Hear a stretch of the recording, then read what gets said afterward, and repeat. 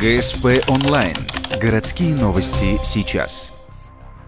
На днях в Ухту доставили и арестовали 17-летнего молодого человека. В его отношении в феврале этого года возбудили уголовное дело. 2 состава преступления – хранение и приобретение наркотиков, а также их сбыт в крупном размере. Наводку получили от покупателя, который сейчас осужден. При обыске у несовершеннолетнего наркоторговца нашли около 23 граммов спайса. Подозреваемый пояснил – все для личного потребления. Однако, по словам специалистов, само количество вещества говорит об обратном. Парень находился под подпиской о невыезде, но скрылся. 7 июня в отношении него избрали меру пресечения в виде заключения под стражу.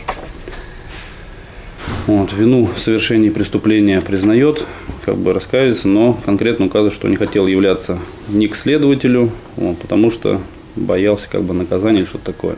Подозреваемого нашли по месту предыдущей регистрации в городе Вуктыл. В данный момент ведется следствие. Молодой человек характеризуется отрицательно. Учился в УГТУ, но за неуспеваемость отчислен. Ранее привлекался к административной ответственности. Теперь, если будет доказано, что подозреваемый продавал наркотики, то ему грозит до 20 лет лишения свободы.